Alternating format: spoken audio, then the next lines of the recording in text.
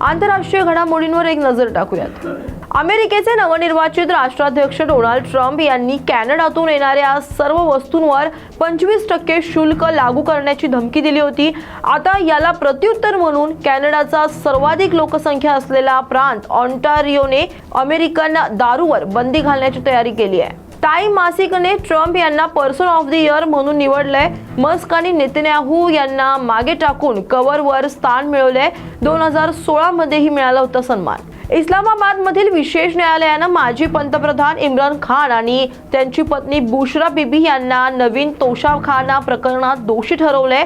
National accountability ब्युरोनं Imran Khan आणि त्यांच्या पत्नीविरोधात गुन्हा दाखल केलाय।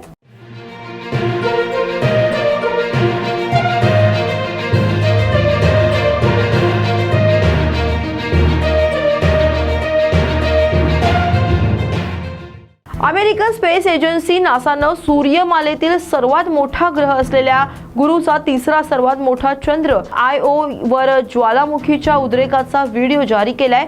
हा व्हिडिओ नासानं आपल्या जुनो मोहिमेच्या अंतराळ यानामधून रेकॉर्ड केलाय। इराणसाठी हेरगिरी केल्याच्या आरोपाखाली इस्रायलनं 30 जून नागरिकांना अटक केली आहे। ते 9 स्लीपर सेल तयार करून इराणसाठी हेरगिरी करत होते। अशाच बातम्यांसाठी पहा न्यूज मराठी 24/7। नवा भारत, नवा विचार।